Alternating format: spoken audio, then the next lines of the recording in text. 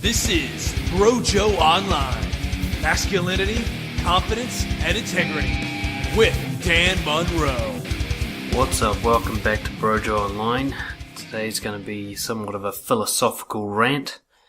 Part Taoism, part Stoicism, part Buddhism, part I don't know what the fuck. But we're going to be talking a lot about acceptance today, from both a philosophical and a practical standpoint. I want to start with the kind of blanket statement that suffering can only come from struggling against reality. Let me say that again. Suffering only occurs when you struggle against reality. You know, it's only exhausting to swim upstream. It's actually fairly straightforward and easy to just flow downstream with the current. It's when you go against the current, when you fight reality, that it really hurts. You can have pain. You might bump into rocks as you sail down the river. But suffering, that only comes when you try to swim back up the river, something that you're not strong enough to do. Eckhart Tolle says stress is being here when you want to be there. And that's kind of what we're going to be talking about today. I want to talk about how the only suffering you have in your life about who you are and how your life's going comes from wanting to be someone else, wanting to be somewhere else. Even if someone else is just a future version of yourself who doesn't currently exist. And somewhere else is just an intensified version of what you've already got. More money, more women, more approval, more popularity, more health, more whatever it is you think. There's more, better, in the future, this concept. You know, suffering comes when you look at your life and you declare that there's something missing, despite the fact that you're clearly alive, therefore your survival needs at this very point are being met. You decide something's missing. You decide it's missing a girlfriend, it's missing confidence, wealth, popularity, maybe you're missing pleasurable emotions, maybe you're missing skills, maybe you're missing a certain place to live. You look at your life and you go, this isn't good enough, and that's not good enough, and that's missing, and need more of that, and less of that, and so on. I want you to start by noticing that you're the one who makes that call. Other people will tell you these things about yourself as well. They'll judge your life and say it's missing things, but for that to be true, you have to agree with it. For example, if someone says, oh, you need a girlfriend, you have to agree that you need a girlfriend for that to actually hurt you. If you think having a girlfriend's the dumbest idea in the world, somebody else saying that you need one won't hurt. You won't feel like you're missing anything. It's like if someone comes to me and says, you need more astrology in your life, that won't hurt me. I don't feel that astrology is missing from my life. I don't believe it would contribute anything to it. I don't believe that I'm any less complete without it. But when I look at my life and decide, you know what, I should have less stress, then I feel something's missing. Or I've got too much of something that should be reduced. When I look at my life and say, I need more money, the amount of money I have isn't enough, then the struggle begins. Struggling is like being tied to a chair, where you absolutely cannot get untied, but you thrash against the straps as hard as possible just to make sure it hurts even more to be tied to the chair.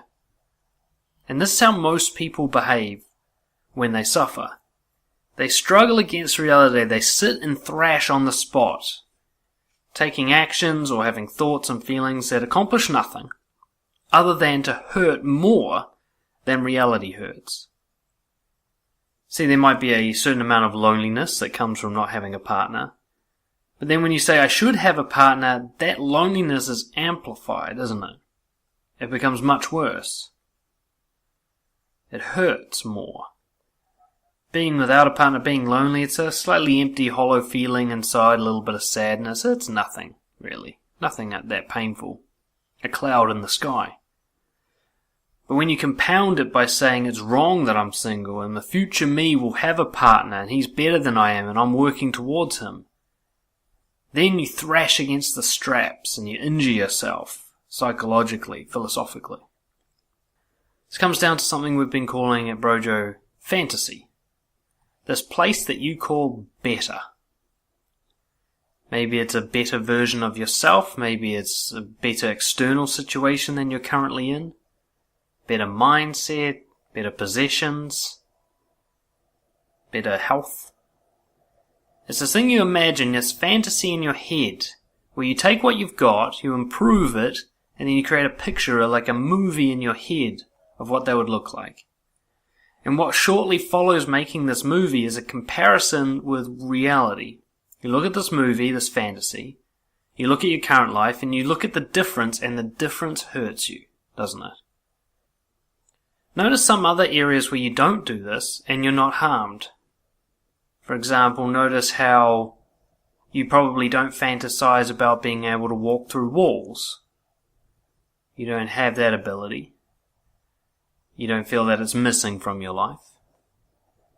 And yet if you were to wake up tomorrow and see that everyone else could walk through walls and you're the only one who couldn't, suddenly there would be the struggle, wouldn't there? There'd be the suffering, this I've missed out feeling. Now you struggling and wanting it and not having it, it doesn't do anything productive. It doesn't change the fact that you can not walk through walls. But it definitely makes it hurt more, doesn't it?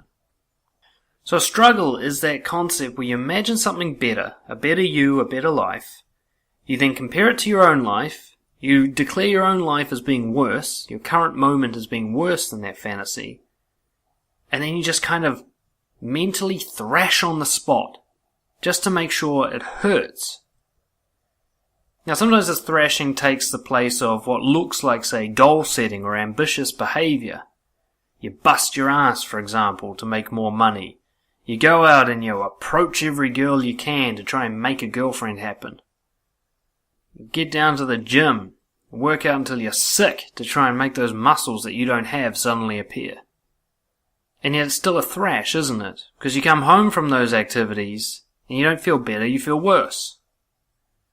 You don't feel like you've made progress. If anything, you just highlighted that you're not where you want to be. These actions seem to be worthless because they don't bring instant results. They don't instantly magically transport you into that future fantasy. They're just thrashing on the spot, aren't they? Now, that these actions may contribute to a higher quality of life in the long term, but they don't do anything for now, do they? When you've got this mindset, when you're doing them to try to get somewhere else, when you're not doing them for the love of doing them, but you're doing them as a strategy to make that future fantasy happen, there's very little joy in doing them, isn't there? Especially when you don't see instant progress. Why is it that people drop out of dieting and going to the gym so often? Is it because eating healthy and working out is not pleasurable? Actually, no. It's because it's not instantly rewarding. It's because it's not instant in getting results. The fantasy you had of yourself is still different to who you are when you get home from the gym or after you eat the salad. Suddenly the gym and the salad seem worthless. Feels like they made you suffer. And yet the suffering came from the constant fantasizing and comparing and declaring your current life to be worse than something that doesn't even fucking exist. And that's just comparing to your own fantasy in your head. When it gets really ugly is when you start to compare to other people. You look at someone else's life, and for some reason you trust your ability to judge it accurately. You look at it and you think, they've got a better life than I do. You probably even just glimpse at their life. You see some guy driving a flash car with a beautiful girl on his arm, or you see some famous person laughing in the company of another famous person. You think, they've got all these things I don't have. You don't bother to measure their actual levels of satisfaction with life. You don't bother to measure what happens behind closed doors when no one's looking. You don't measure their depression levels, their anxiety levels, their suicide rates. You don't measure any of that. You just look at this brief, thin sliced glimpse of their life and you go, my life's worse! And then you just thrash against the straps, don't you? You just look and you thrash. You compare and you thrash. And as you thrash, you injure yourself. Sometimes the injuries are very long lasting. You do damage to your psyche where you've now got this permanent view that everybody else has things better than you, or that your life is constantly incomplete and that you aren't enough. It's like a scar in your brain. Your messaging can't get out without going through the scar tissue and coming out skewed on the other side. You can't even do something as simple as answer an email without your brain going, well, you could have done that better. Because it can constantly imagine a better.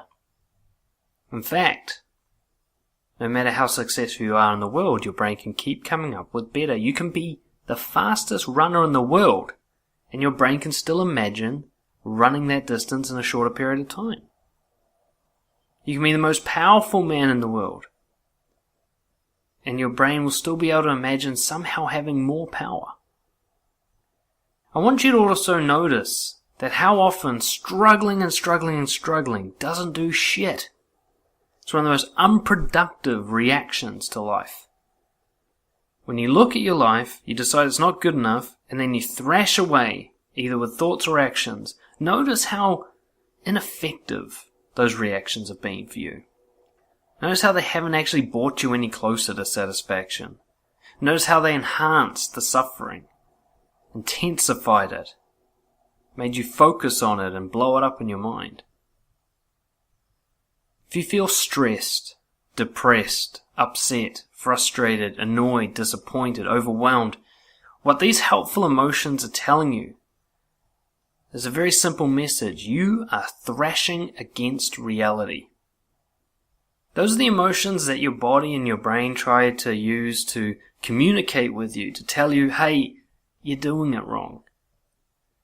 And not as in you're not making the fantasy happen doing it wrong, but as in you're fighting against reality doing it wrong. As in you're not working with what you've got, you're just sitting there thrashing thinking about what you could have. This fantasy. Sometimes the fantasy is simply about being away from a current pain.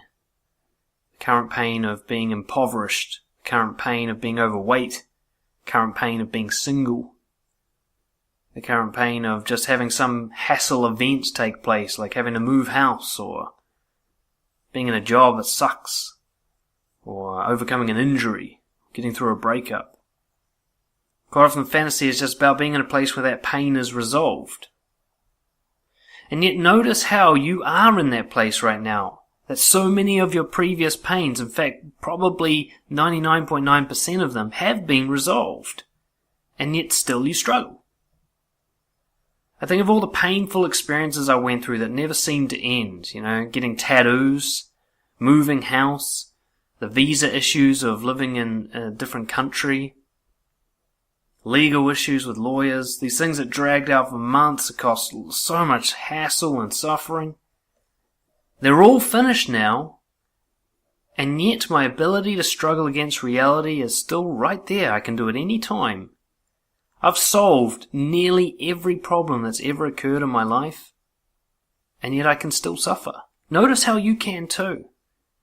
Notice how if you expand your current focus away from the problems you have right now, and try to register how many problems you have had in the past, how many millions, billions of problems you've had that occurred every day of your life since the day you were born, and notice how most of them either went away on their own or you resolved them actively.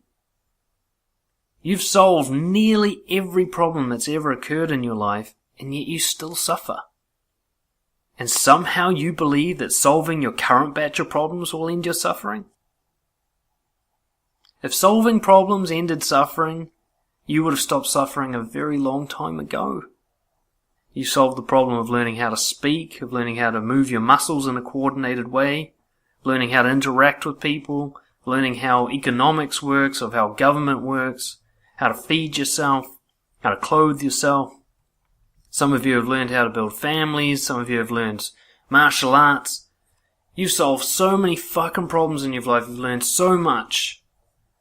If that was the solution to suffering, you wouldn't be listening to this. And yet you look at your current issues and you think, all I've got to do is solve these. That's the cause of my suffering, these problems. The not good enough story. The idea that you could be better, but for some reason, you're either choosing not to be, or this better place is being withheld from you unfairly. Well, which one is it? Because if you're choosing to not be good enough, then change your choice. But if being good enough is unavailable, then let it go. Your better can either happen right now, or it can't. To thrash against trying to make a can't happen now is the most ridiculous use of energy, and yet we all do it, don't we? If I suddenly decided that I wanted to have an eternal life, to never die, or I wanted to be able to fly like a bird, I would be stuck in a struggle for the rest of my life, because that's never going to happen. I'd just be thrashing. All my actions would be worthless, because they'd all be trying to solve unsolvable problems. Problems that don't need to be solved. Problems that aren't going to make my quality of life any better. If I suddenly was able to fly like a bird, imagine the extra problems that would come in my life. Trying to avoid power lines, other birds, everybody would find out that I could fly, I'd become too famous, I wouldn't be able to show myself in public, I'd hit airplanes, I'd have governments trying to regulate me. Flying's more hassle than it's worth. And if I could live forever, can you imagine the suffering of nothing ever being worthwhile, of all your friends dying before you do? Of never being scared of anything, so therefore never finding anything important or thrilling. You think all the solutions to your problems will end your suffering, and yet all they do is change the flavor of your suffering. You think you're suffering when you're single. Wait till you get into the suffering of a relationship. Think you're suffering because you're barren. Wait until you get into the suffering of raising kids. You think your job sucks. Wait until you see the next job and the hassles it comes. You think being poor sucks. Wait until you have to try and manage a lot of money. More money, there's more money to worry about. Of course, this isn't all strictly true. There is some statistical support for the idea that certain things can create a better quality of life, but struggling against the current quality of life you have right now is certainly unproductive. Just because you might have more money in the future doesn't mean that struggling against the amount of money you have right now is a helpful thing to do. Take a moment to look at it. What is your now? And what is your fantasy? What's the difference? When you think of yourself as not enough, what's missing? And why do you think filling in that hole is going to remove your suffering? If you're single and you think being in a relationship is a better version of yourself, exactly what purpose is this relationship serving? That A, you can't get by yourself, and B, will actually reduce overall suffering. And what is struggling against being single doing for you? Now you can replace single in relationship with anything. Money and more money. Unhealthy and healthy. Unpopular and popular. Shy and confident. Whatever it is, this thing you imagine in the future, you really do imagine it as having less suffering. But whether or not it has less suffering has nothing to do with what it is, and all to do with how much you'll accept it.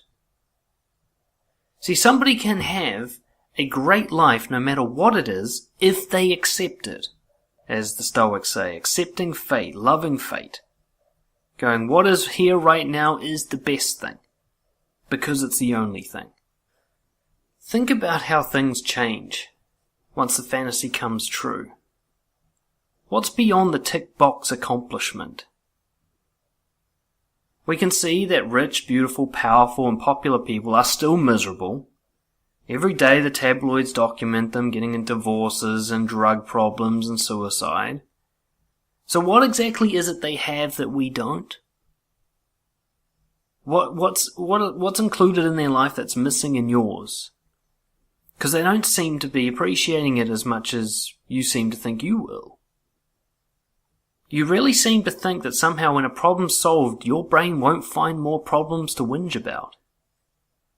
And yet your brain is fucking wired to do this. No matter how many problems you solve, your brain will look for more. It doesn't have a finite list of like, hey, once you get rich, we're cruising. It tells you that, but every rich guy will tell you once you get rich, other problems come up. Problems you didn't even know existed. Problems that you can't even conceptualize while you're poor. When you're poor, it's just like hand to mouth. You don't even conceptualize the problems of trying to reduce your taxes by moving your money around different countries. A huge hassle process, working with accountants and mathematics. more headaches than fucking trying to provide the groceries ever was. And when you're poor, that problem doesn't even exist. You don't even think of it. It never occurred to you. But when you get rich, suddenly the problem occurs. What does the fantasy have that you don't have now? What's beyond the accomplishment? So you get rich. Then what? What changes inside you that makes life better? How do the neurochemicals start functioning differently so you feel more satisfied? What exactly does this imaginary thing called money do to you when the numbers on the bank screen go up? And how long does that last? You think if I could just get into a relationship, then my suffering would be over. Okay, so let's say you're in a relationship, then what? What happens 1 week, the next month, the next year? You think it's just an endless, blissful experience, like the heroin high that never ends? You think you're just lying there just going, oh God, it feels so good all the time with no suffering whatsoever? You think that's what's going to happen? Or you consider yourself slightly more realistic and you believe that, yes, there will still be suffering, but there'll be less suffering. Do you really believe that? You've solved most of your problems. How's that going? Is the suffering less? Most people, they get into more depression and anxiety rates as they get older. There's very little depression and anxiety in children. And yet you had bigger, more complicated problems when you're a child than you ever have as an adult. Learning how to speak, learning how to walk, learning how to interact with people for the first time, trying to sort out your fucking issues with authority. Those are much bigger problems than trying to find a job. Trying to get a girlfriend. And yet you solved all those ones, remember? They're all done now. Remember how hard it was to drive a car the first time? Now you can text and drive and eat all at the same time, though you probably shouldn't. Has that reduced your suffering around driving? Does that mean you get into a traffic jam and you're like, no worries, I learned how to drive, traffic jam's nothing. When you drive into town, there's just no parking spots and you're 5 minutes late already? Are you completely stress-free in that moment where you're just like, hey look, compared to learning how to drive, this problem's a breeze. Fuck it. No. Because your brain adjusts to the new reality and goes, still not good enough, still not good enough, still not good enough. Can't you see that? Can you not notice how no matter how many problems you solve, your brain can always think of another one, it can always imagine another life, a better life, and compare it to your current one and say not good enough, the same way it's always done, with the same amount of struggle and the same amount of suffering. It's amazing to me when I'm coaching guys how many of them think that being single is the worst thing in the world. And they get into a relationship and 6 months later, their suffering is equal to when they were single. Equal. Same amount of stress, same amount of sleepless nights, same amount of self-worth, doubts. It's not a slightly better level of, it's the same fucking struggle. I was like, well, you solved your problem. You ticked the box. Are you feeling better about life? No? Well, because solving problems does not end suffering. You can't solve all the problems. Problems are infinite. Your brain constantly makes new problems where none existed before. It turns being rich into a tax problem. It turns being single into adjusting your life around somebody else as a problem. It turns being unpopular into too many appointments to make everyone happy. What am I going to do with my weekend as a problem? No matter how good something is, your brain will find a problem with it, and it doesn't take very long to do. People can find a problem with their lottery winnings within a couple of weeks. People start complaining 2 days into a holiday. Your brain's always looking at better, comparing it to now, and then calling now worse. However, this does not have to rule your life. This is a philosophical issue, make no doubt about it. This is all about how you perceive reality. Your brain will always look for a better future and try to compare it to now, but whether or not you believe that story and allow that story to rule you, that's something you have some agency in. Think about the person who suddenly has a major illness or an injury. Now, before they get into the car accident, let's say, they were worried about their taxes, they were worried about whether or not their wife was fantasizing about somebody else. You know, they're worried that maybe they're getting a bit too much belly fat and they can't see their abs anymore. All these seemingly terrible issues. And then they get into an accident, they wake up 3 weeks later, and they can't even move their legs.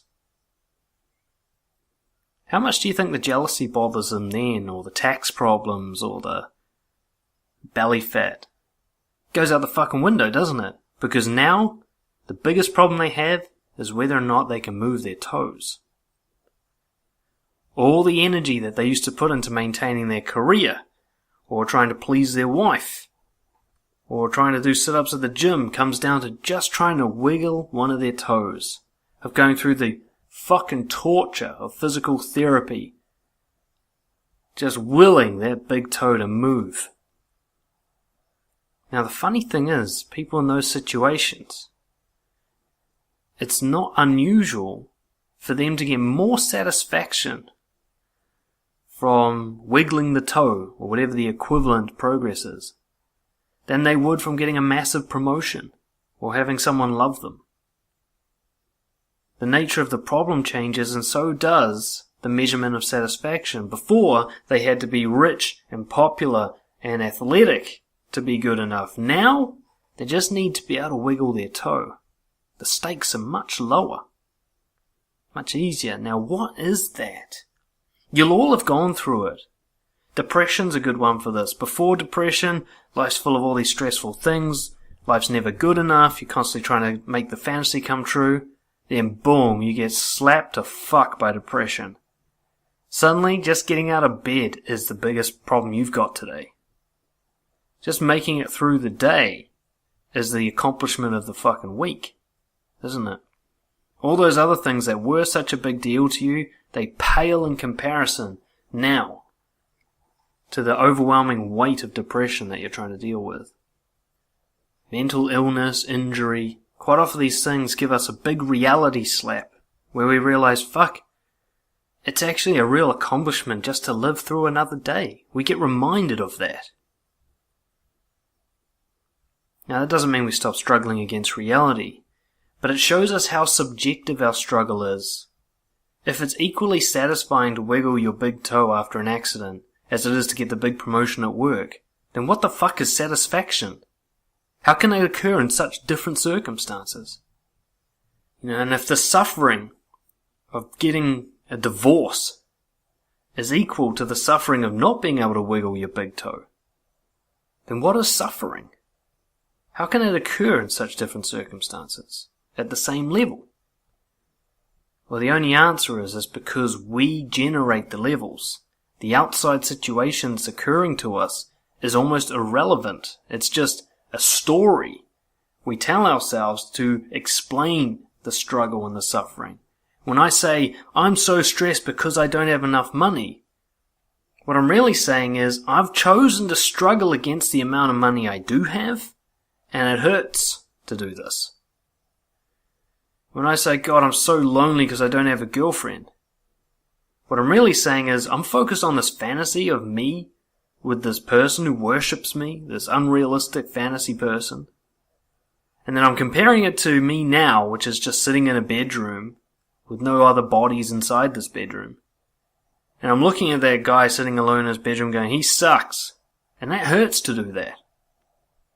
Being single itself is not objectively harmful. Telling myself it's worse than the fantasy, that hurts. We struggle against reality, and yet we all die in the end. No matter how much you struggle, that's gonna happen. So what's the point of the struggle? It's the main question I'm really posing to you here on a philosophical level. What do you get from the struggle? As you thrash against the straps of reality, wishing that reality was something other than what it is, wishing that you were someone other than who you are in this very moment, what do you gain from that thrashing? How does it benefit you to thrash against it? Reality is like being tied to a chair, being forced to watch a movie. You can't fast forward, you can't rewind. The movie goes at its own pace. You can't choose what the characters in the movie are doing. You're not the director, you can't choose the scenery. And wishing the movie was different is the same as like thrashing against the straps of that chair, while the movie plays on, not giving a fuck that you're thrashing. That's how reality is, isn't it? Reality is, quite literally, a movie inside your head. It's your brain interpreting electrical signals and making something arise in conscious awareness that explains those electrical signals. The fact is we have no idea what reality actually is, we just know the fantasy that our brain plays for us as a reaction to reality. You think you're hearing my voice right now, but what's really happening is signals in your brain are manifesting in your consciousness as my voice. What actually caused those signals we'll probably never know. We'll never know what it objectively looks like. And you can sit here going, no, I don't want him to say this stuff, and it'll still be said. In fact, this is a great example. You're listening to a recording of me right now, and no matter what you want me to say, I'm going to say what's already recorded. There's nothing you can do about that. I mean, you can pause the recording, but if you choose to keep listening, keep participating in life, you might say, no matter how much you want me to say something different to what I'm saying, it won't happen. I'll keep saying whatever it is that I've recorded here. And this is life. I'm not saying life is pre-recorded, but in a sense it kind of is. By the time you experience life, it's already happened.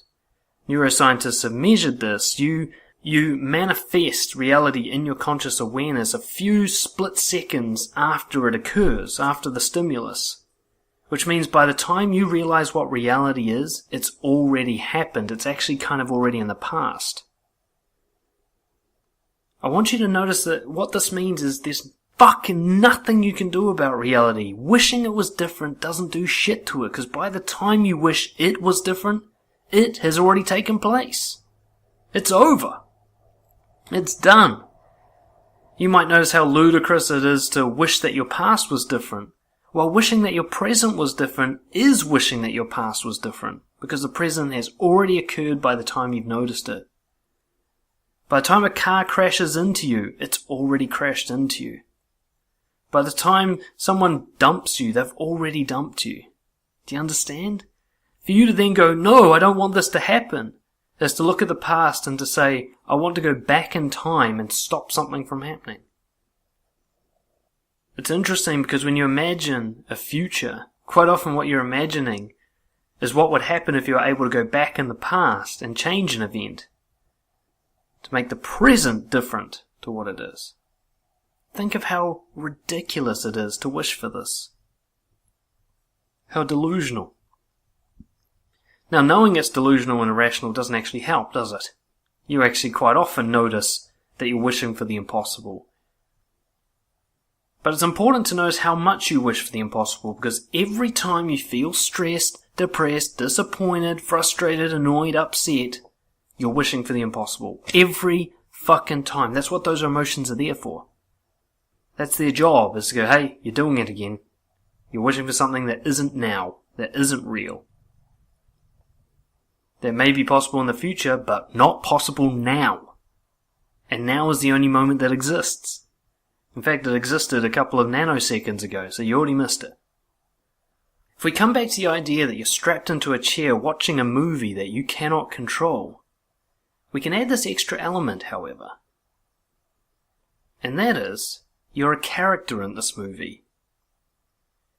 And you don't get to control the scenery, you don't get to control the other characters, but you do get to control how your character reacts to the rest of the movie.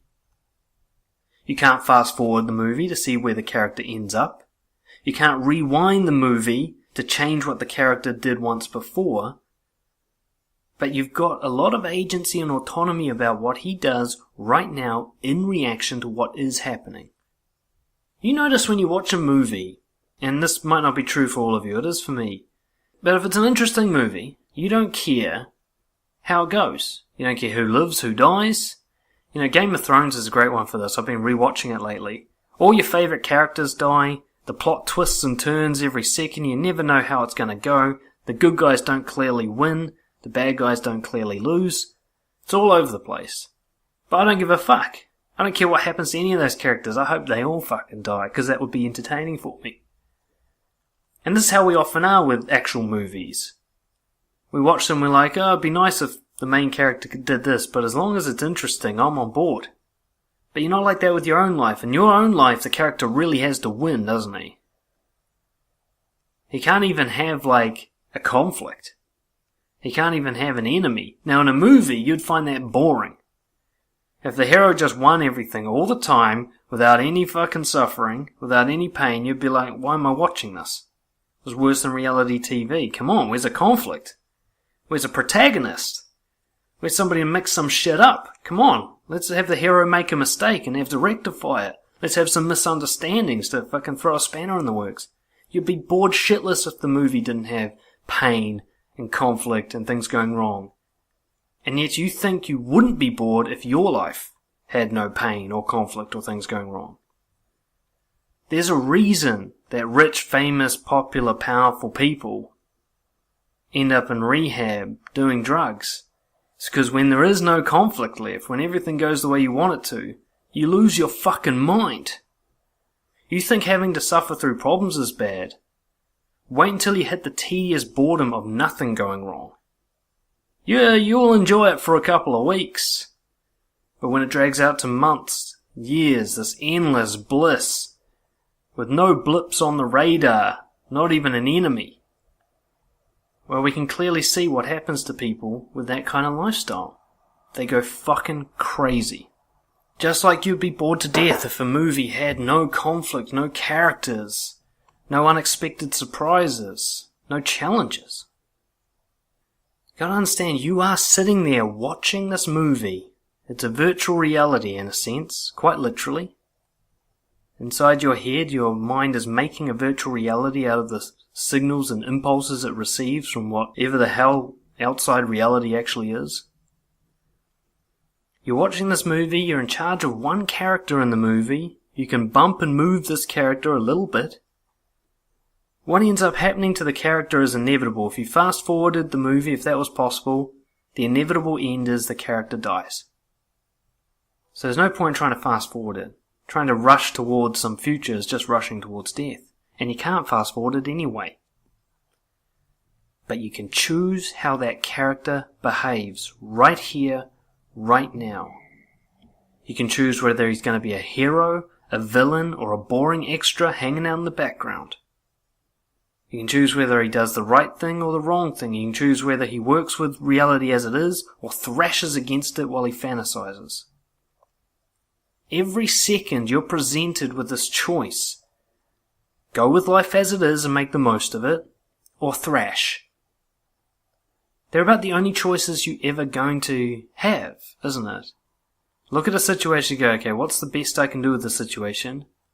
Or look at a situation and go, I wish it was better than this, and just sit there thrashing away. I know from my own experience, all the suffering I've ever had in my life has not come from what happened to me, it came from the thrashing.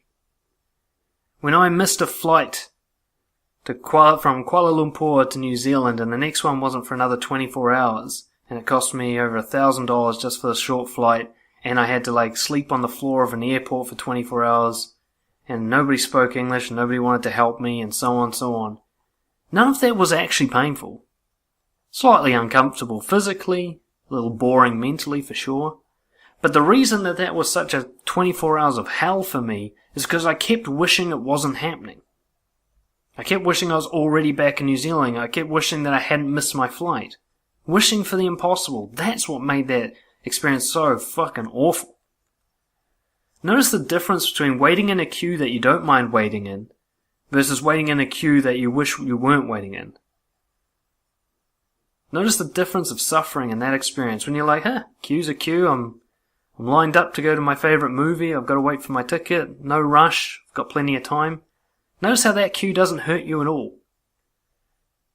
But when you're like, oh my god, I'm already 10 minutes late and this is the most important meeting I've ever got to and now I'm stuck in traffic, that queue, total suffering. But physically they're the same experience, you're just sitting there, still, waiting for things. And at a deeper level, all experiences are the same experience. You're just strapped to a chair, watching the movie that is your life, and telling the character to do stuff. The fact that you can feel what the character goes through is just kind of like very extreme virtual reality. It's like imagine if you could plug into a PlayStation and actually feel the bullets and everything. That is life. But you don't get to control the game. You just get to control your character. And when you sit there waiting for your character to get better in the future, you're just thrashing. It doesn't make the movie go any faster. You can't rewind it. I guess all I really want to do with this podcast is I want it to act like something that you could review once a month just to remind yourself. Just to catch yourself, say, am I thrashing right now? I've been catching myself a lot lately. My partner's been unwell, I thrash against that. Had a few money problems a while ago, thrashed against that. Seemed to be addicted to chocolate for some reason, I thrash against that. I don't need to. I just need to tell my character to stop eating chocolate. I just need to tell my character, hey, stop trying to fix your girlfriend. Just do the dishes so things are a bit easier for her. I can tell my character, look, stop being needy and chasing money, just try and serve your clients. Do what's right now. You're not dying, it's fine. I get to tell my character whatever I want. But while I'm busy thrashing in the chair, my character just sits there like a fucking moron waiting for instructions. I sincerely hope this has been of some help to you. It was mostly a personal rant for my own reflection. But I thought I'd pass it on because it's been such a big thing for me lately. It's my interpretation of a big combination of different philosophies. If you want to stop thrashing, if you want to figure out how to give your character better instructions so that he creates a movie that you enjoy watching right here, right now, get in touch, dan@brojo.co.nz, and I'll see you for the next one.